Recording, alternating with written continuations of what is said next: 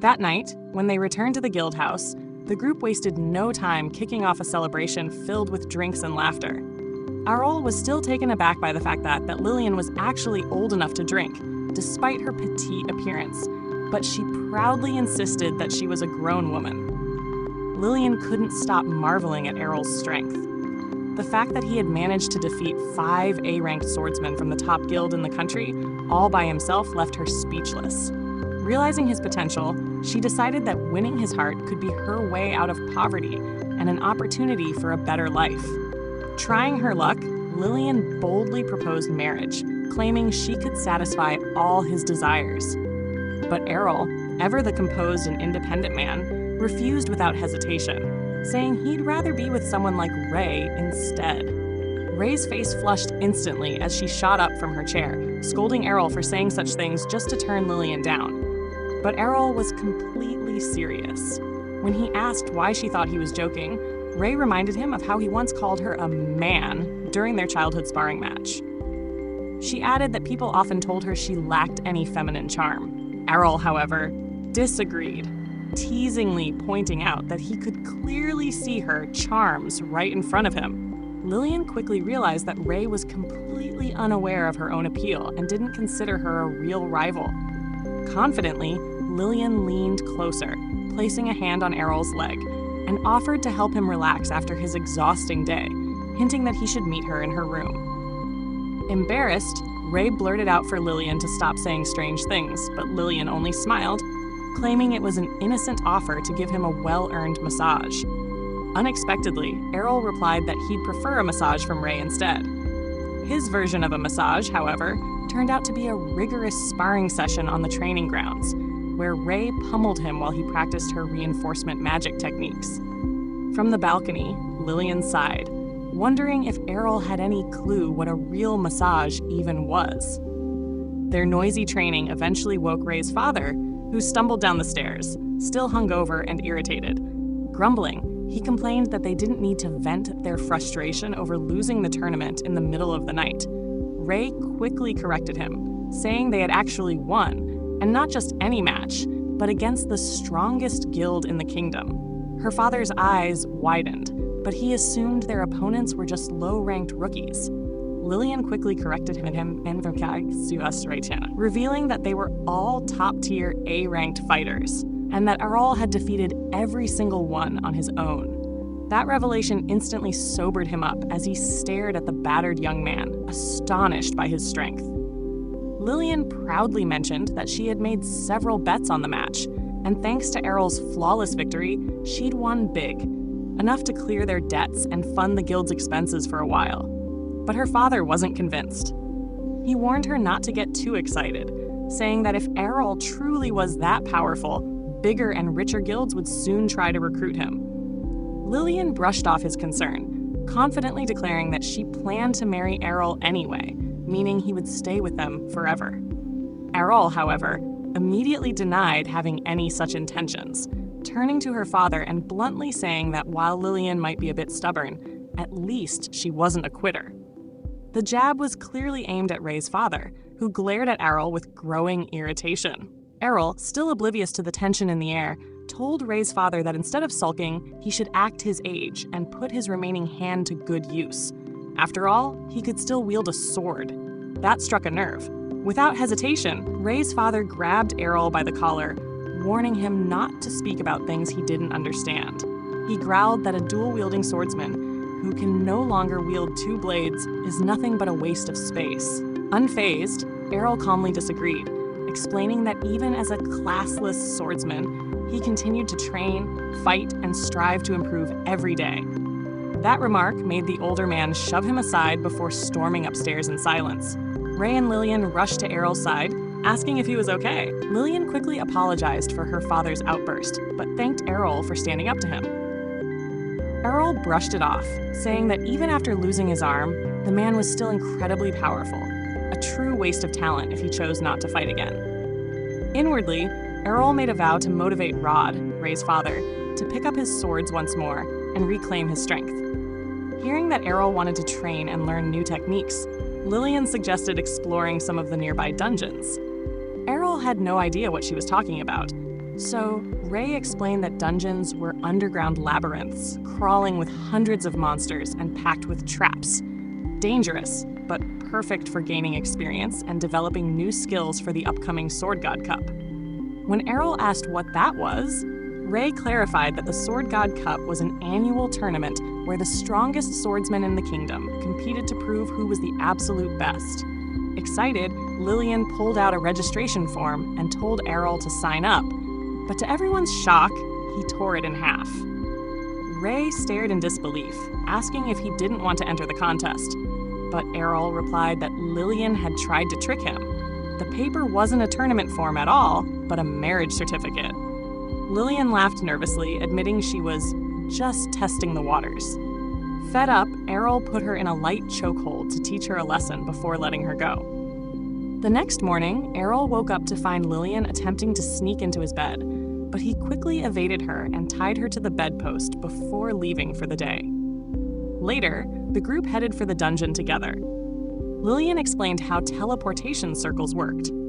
Adventurers could travel to any dungeon floor they'd already cleared, but not to new ones. She bragged that she'd reached level 12, while Ray had made it as far as level 14. Errol immediately wanted to accompany Ray to that deeper level, but Lillian explained it wasn't possible unless he'd physically been there before. Disappointed, Errol agreed to take Lillian's shortcut route to reach the lower floors faster. She saw another opportunity to get him alone, suggesting that Ray continue her solo run since Errol only needed one guide. But Errol saw through her plan and insisted that Ray come along too. As soon as they entered the first floor, 2 armored knights attacked. Errol drew his blade and charged one while Ray took the other. He quickly noticed how shockingly fast the knights were despite their heavy armor. Using his dash step, he decapitated one, only to realize that the armor was hollow, animated by the dungeon's mana. The headless knight continued to fight. Ray warned that the enchanted suits felt no pain and had no real weak points. Thinking quickly, Errol went for the legs instead, slicing through the joints and bringing the armor crashing down. Ray finished her opponent as well, noting that they'd soon regenerate, so they needed to keep moving. Before heading deeper, Errol asked Lillian about her combat class. She proudly declared herself a fencer and offered to train him anytime, on the battlefield or in bed. Errol simply ignored her advances and pressed onward. When they reached the next door, faint cries for help echoed from the other side.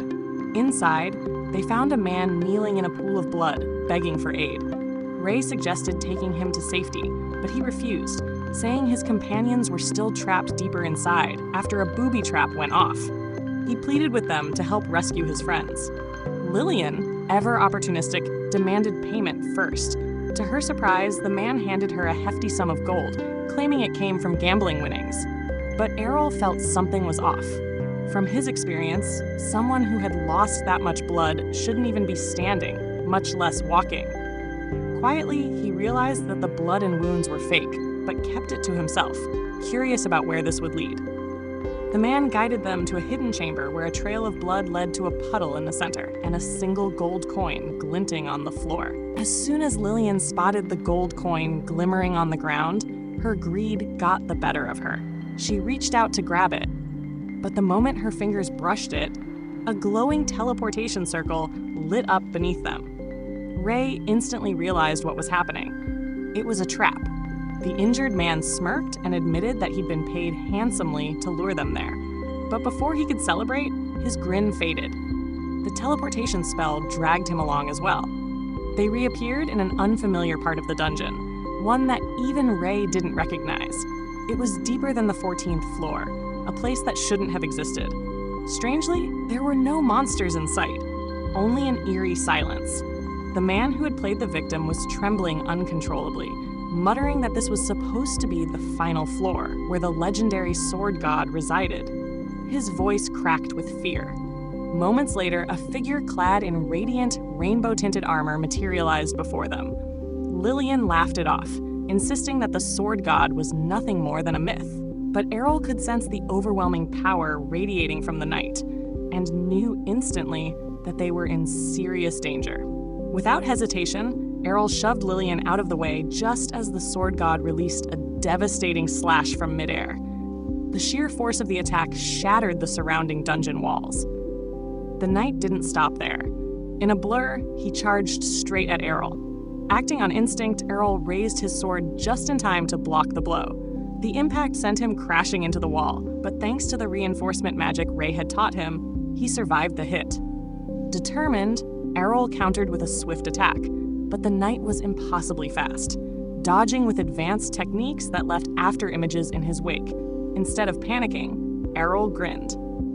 Perfect, he thought. This is the kind of challenge I've been waiting for. Channeling his energy, Errol used the same divine step technique to close the distance and launched a flurry of strikes. The knight blocked every blow, but was forced back. In response, the armored figure unleashed a powerful gravity spell, pinning everyone else to the ground.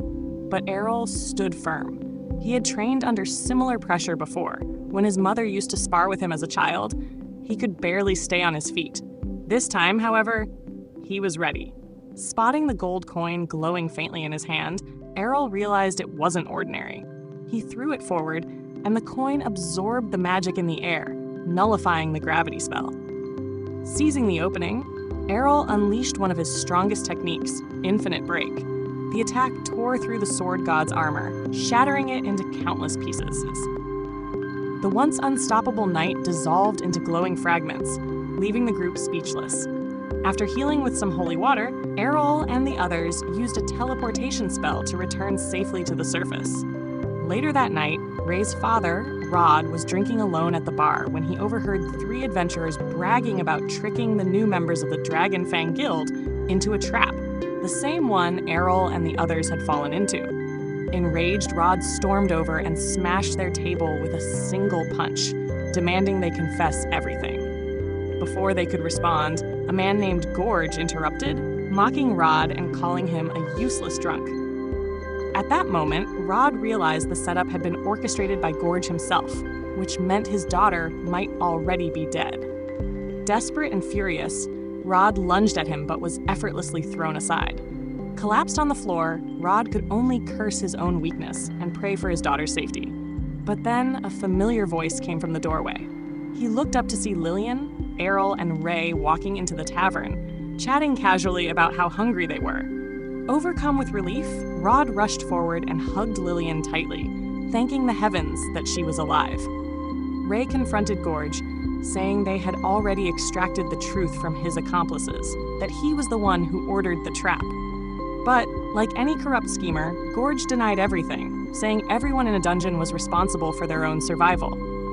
Errol nodded slightly, admitting that technically, it wasn't wrong, though it was a coward's excuse. Rod warned Jorg that he wouldn't get away with it, but the man only sneered, calling Rod a washed-up drunk and walking away without a care.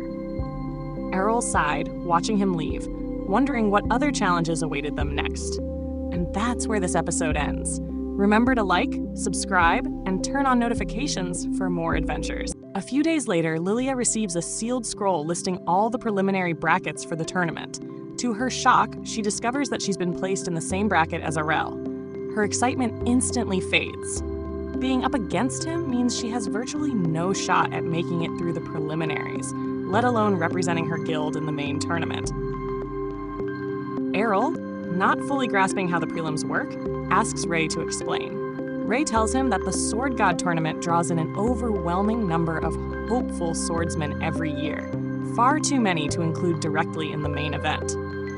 To manage the crowd, the city holds preliminary matches, dividing participants into different brackets decided completely by a random dice roll. Whoever wins their bracket earns an automatic entry into the main tournament. When Errol glances at the scroll Ray is holding, he notices that he's been assigned to a different group than Lilia. He quietly breathes a sigh of relief, grateful that he doesn't have to face Errol himself. Meanwhile, Lilia begins praying for strength, hoping her path through the prelims won't be too rough. Errol teases her, joking about her daddy issues.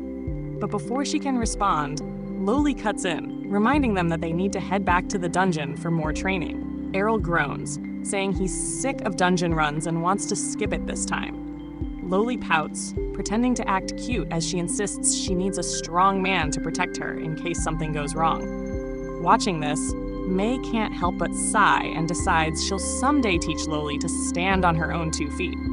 Just as they're about to leave, Rod bursts dramatically into the room, pulling his daughter into his arms and warning her to be careful. No one knows when Jorg might attack again.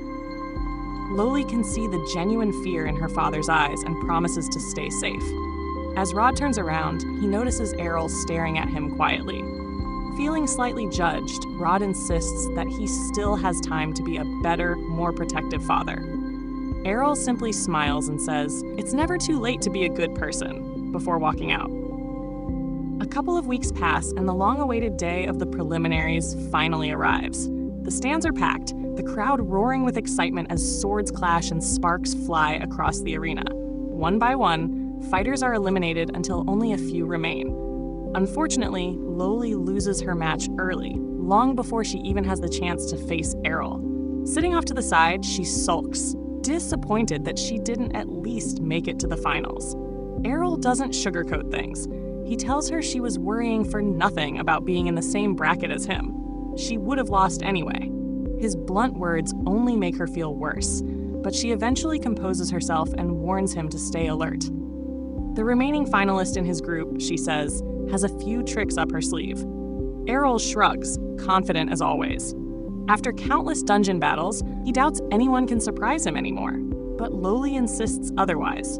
This next opponent, a red-haired swordswoman, is actually a magic swordsman capable of channeling mana through her blade for enhanced power. That piques Errol's interest. He didn't expect the city to allow magic users in a tournament meant to determine the best swordsman. Loli explains that anyone belonging to a guild can enter, no matter what their fighting style is. Soon after, the announcer calls Errol's name. Loli wishes him luck as he steps into the arena, coming face to face with the red-haired girl. She introduces herself confidently, declaring that she's a magic swordsman and doesn't want to hear any complaints about fairness. Errol grins and replies that he doesn't care. The stronger fighter will win, magic or not. The match begins. Without hesitation, the red-haired girl unleashes a flurry of fireballs. Errol reacts instantly, dodging and weaving between them with almost impossible agility, slicing through a few midair. But the barrage doesn't stop. Her mana seems endless. Still, Errol keeps his composure, reading her rhythm as he edges closer and closer, ready to end it in close combat. Errol wastes no time and lunges forward, aiming to finish the match quickly. But the red-haired girl blocks his strike and instantly fires another blazing projectile, forcing him to retreat. As the exchange continues, Errol begins to understand her rhythm and smirks, commenting that it must be pretty convenient to shift between close and long-range attacks so easily. The girl grins proudly and mocks him, saying that a classless nobody like him could never beat someone as talented as her. Errol calmly replies that while she might know both swordsmanship and magic, she hasn't mastered either. The remark hits her pride like a dagger. Furious, she vows to make him eat his words. Channeling her mana, she ignites her blade in roaring flames, declaring that only a true magic swordsman can wield such power. She swings her sword and the fire bursts forward like a serpent, chasing Errol across the arena. But he stays composed, sidestepping the attack and cutting through the blaze midair. Her movements become increasingly erratic, fast but unfocused. Even Errol finds it difficult to predict where her next strike will land. Still, he acknowledges her effort, saying she's clearly trained hard. Then, with a deep breath, he plants his feet and demonstrates what true mastery looks like. Without taking a single step, Errol deflects every flaming slash she throws, his blade moving with perfect precision. He tells her that while her basic swordsmanship might surpass Loli's, her lack of control wastes her potential. At this level, she's barely more skilled than a common NPC. The insult burns hotter than her flames, and she charges at him recklessly. That's when Errol strikes. With lightning speed, he performs a twin slash that cuts straight through her fire, snuffing it out completely. The crowd gasps. Before she can even register what happened, Errol uses Blink Step to appear behind her and knocks her out cold with the pommel of his sword. The arena erupts in applause as the announcer declares Errol the winner of the fourth bracket. But rather than celebrating, Errol's mind lingers on the battle, analyzing her techniques, thinking about how he could incorporate her mana-infused style into his own training. Days later, the main tournament finally arrives. Back at the guild house, Loli bursts into her father's room, shaking him awake. She insists he come with her to watch the matches so they can cheer for both Errol and Ray, who each won their brackets and advanced to the finals. Rod doesn't even open his eyes, muttering that she should go without him since he's not interested. Annoyed, Loli teases him, asking if he's afraid Jorg might show up. That instantly provokes him. He sits up, snapping that he's not scared of Jorg, but his anger quickly fades. With a sigh, Rod admits that he picked up his sword the previous day and realized how rusty he's become. He doubts he could even win the Sword God tournament anymore. Loli is furious. She reminds him that she couldn't even clear the prelims, while he, someone who once stood at the top, still dares to call himself rusty. She tells him to stop pitying himself and realize that most swordsmen would dream of having even half his skill. Her words finally get through to him. Rod agrees to go, and as they walk toward the stadium, he reminisces about the old days, training Ray back when he still had both arms. He smiles softly, wondering how his former pupil will perform now that she's representing his legacy. Meanwhile, at the tournament grounds, Ray feels her nerves getting the best of her. She fidgets, staring down at the floor when suddenly Errol sneaks up behind her, startling her out of her thoughts. He grins and asks if she's nervous. They might end up fighting each other in the very first round. That playful jab makes her forget her anxiety, and she swings a light punch at him in mock irritation. Errol catches her fist effortlessly, just as the announcer's voice booms across the arena. Open quote, "The first match of the Sword God tournament. The reigning champion Jorg versus Errol, the classless prodigy with an undefeated streak." Close quote. The crowd goes wild as Errol steps forward, ready to face the very man everyone fears.